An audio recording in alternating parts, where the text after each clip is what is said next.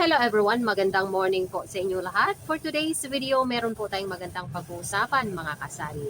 At kung i-a-apply lang ninyo itong aking sasabihin ngayon, tsak ang inyong tindahan ay lalago at aasenso mga kasari.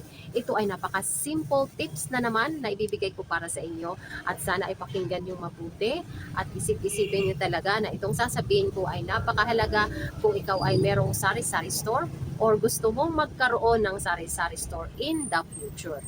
Isa rin itong paraan mga kasari para tayo ay magkaroon ng maraming tinatawag na regular customer. Kasi tsak na masisiyahan siya sa iyong serbisyo. Masisiyahan siya sa iyong serbisyo kapag ang iyong tindahan ay laging, nakuha nyo na bang kasari kung anong ibig sabihin?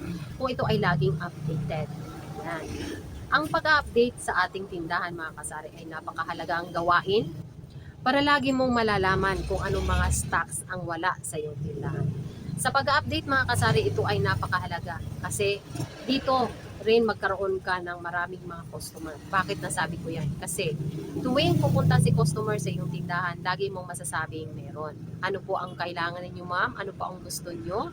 Ayan, lagi mong masasabing ganun. Kumbaga parang kampante ka na mag-offer sa customer ng mga paninda dahil alam mo sa sarili mo na meron at kumpleto ang iyong tindahan. Dahil din sa pag-update mga kasari, malalaman mo kung iyong mga paninda ay expired na o hindi pa. Nearly expired or kailangan mo nang i-for sale kasi malapit nang masisira ang item sa iyong estante. Sa pag-update din mga kasari, malalaman mo kung meron pang mga kagat ng something ang iyong mga paninda. Sa pag-update din mga kasari, malalaman mo kung ang packaging ng iyong mga paninda ay goods pa. O, diba? So napakahalaga po talaga ang pag-update kasi maiiwasan nating sabihin kay customer na sorry po ma'am, naubusan na po, wala na po ako stocks. Para po hindi tayo bibigyan ng bad face ng ating mga customer. Instead, happy face po ang ibibigay sa ating tindahan as a compliment sa ating mga sari-sari store owner. Kasi meron po talagang pagkakataon na merong mga customer na pag sinasabi mong wala na, naubusan ka na, parang galit sa'yo, parang masama ang loob sa'yo. Kasi syempre, mga kasari, nag-i-effort siya na pumunta sa tindahan mo and then in return, wala palang stocks ang hinahanap niya sa tindahan. O diba? So nakakadismaya. Madismaya ang customer at the same time, madismaya ka rin. Kasi bibigyan ka na sa mga look ni customer kapag wala ang hinahanap nila. Diba? Sasabihin pa, ay, nasasayang yung oras ko. Ang layo pa ng tindahan mo, pinuntahan pa kita dito, yung pala wala ka naman stocks. O diba? So dapat talaga mga kasari, ang pag-a-update ay hindi mawawala na ugali ng isang sari-sari store owner. Lagi po talagang mag-a-update. Hindi lang po tayo nag-a-update para tayo ay mabili. Ang reason po na mahalaga na gawain dito sa ating tindahan. Kaya tayo nag-a-update para malalaman natin, una, kung ito ba ay nearly expired na, goods pa ba itong iserve kay customer, okay pa ba ang mga packaging ng ating paninda, wala bang nangangat-ngat ni taga-er sa ating mga istante. Ayun yung pag-update. Isa pa, number 5, maiiwasan mong sobrang dami ng alikabok ang iyong mga paninda kapag ikaw ay nag-update. And pinaka-last yan mga kasari, syempre sabay na paglilinis. And ito pa, dagdag pa tip, doon mo rin malalaman ang pinaka-importante at pinakamahalagang bagay na mauubos na pala yung stocks mo or wala na sa estante mo. So, ang isang sari-sari store owner mga kasari, hindi po talaga dapat magiging tamad. Dapat po magiging masipag. Kasi kung masipag ka, doon mo yon makikita lahat ang mga kakulangan, ang mga diferensya ng iyong mga paninda at kung ano pa yung dapat na paninda na wala ka na dapat mong bilhin. Ayan. Hindi lang po ang isang sari-sari store owner na pag umaga magbukas ng magbukas ng pintuan or magbukas ng roll-up sa harapan is uupo na. Dito na lang sa kaha, mag-cellphone, and then konting punas-punas, arrange. Hindi po ganoon mga kasari. Ang isa pong sari-sari store owner ay lagi pong nag-a-update every day. Hindi lang po yan nag-a-update ng isang beses. That's all for today's video mga kasari. Kaya nalalaman nyo na ngayon na ang pag-a-update ay napakahalaga. Marami itong mga branches. Maraming mga trees na dapat nakakaugnay dito sa pag-a-update. Kasi ngayon po mga kasari, ay kailangan ko rin pong mag-update dito sa aking tindahan bago ko ito i-share sa inyo, ay ito po talaga ang kaugalian ko. Ginagawa ko everyday ang pag-update dito po sa aking mga stocks, sa aking mga displays, sa aking mga estante, lahat ng sulok ng aking tindahan. Ako po ay nag-check, nag-a-update po dito araw-araw mga kasari. And today nga is, ayan, may delivery tayong rice.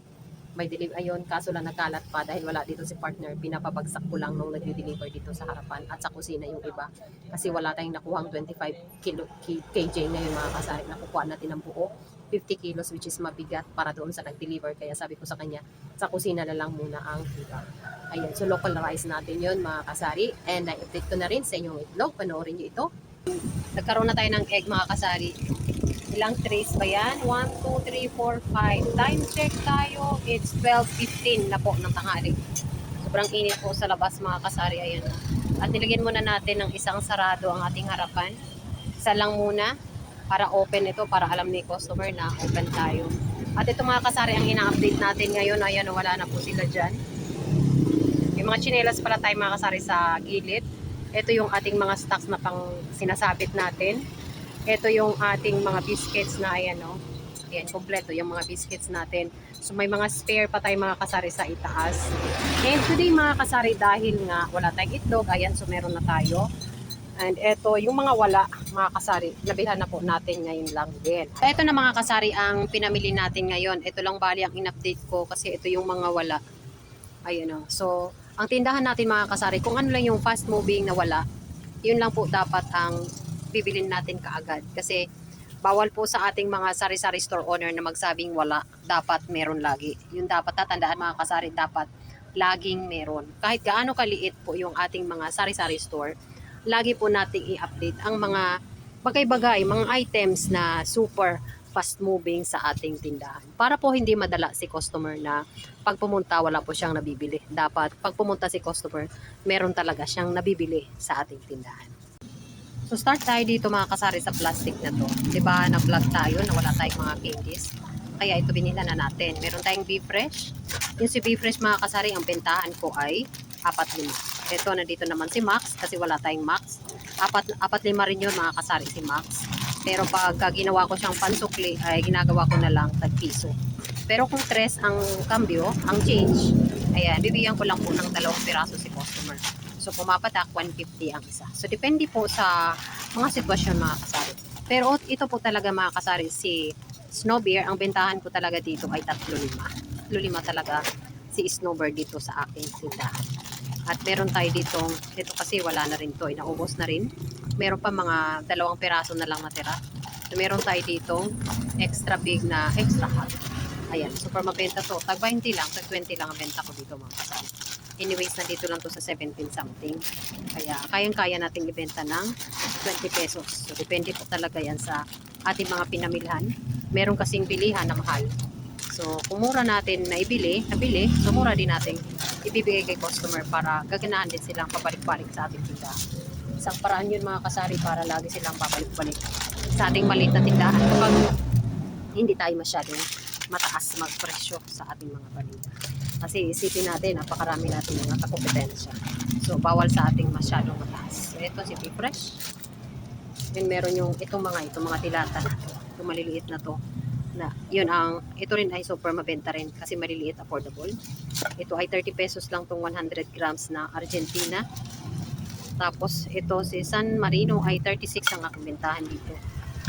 Ayan, pula or maanghang at hindi maanghang ay 36. Tapos naubos na rin ito mga kasari si condensada na cowbell. 46 po ang benta ko dyan. So ayan yung laman ng plastic na to. Dito naman tayo mga kasari sa kabilang plastic. Naubos na rin mga kasari sa akin si Posporo.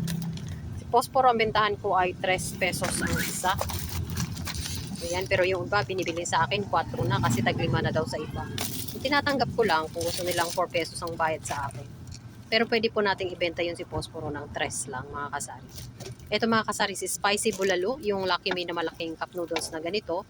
Benta ko po dito ay 38 pesos. So marami tayong mga malalaki dito. Yung malalaki lang po ang pinamimili ko mga kasari kasi yun yung wala na sa ating stocks. So kung ano lang yung wala mga kasari ha, yun lang ang ating bibilihin. Hindi tayo masyadong magtabak. Cookie pakisuyo.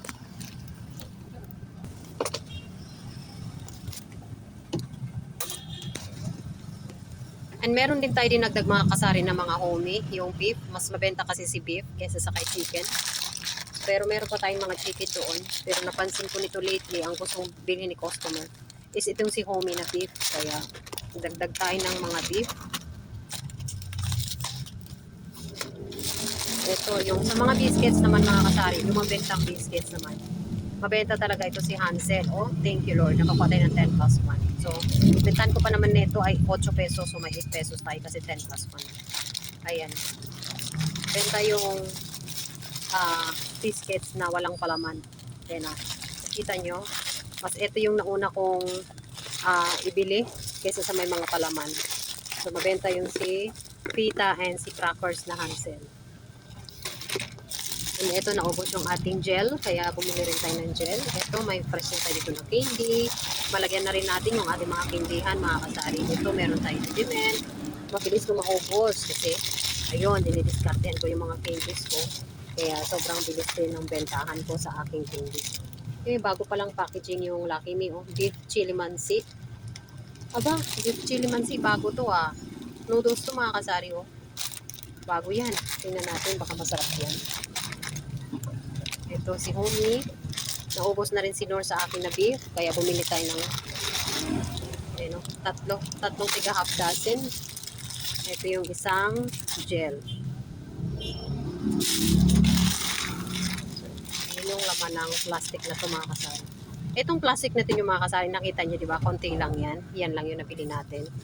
At saka yung tinapay na ito, mga tinapay yung cheese bread. At saka yung pangmalakasan natin na ito. Si tinapaya na pandileche. Ayun, hulaan yung mga kasari kung magkano itong pinadala ko sa partner ko. Ito lang, binili niya. Kaunti lang yung mga pinamili niya. Meron tayo ditong Richeese. Ayan, si Richeese ay 13 pesos. Kasi 10 something lang to, kaya 13 lang ang bentahan natin mga kasari. Ayan, may mga Richoco. Sabi ko sa kanya, 10 Richeese, 10 Richoco. May baby ko, ano mo?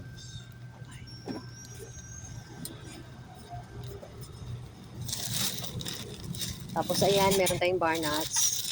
Dagdag din tayo ng mga cotton. Meron din ditong cotton buds. So, yun yung laman. Yung plastic na to.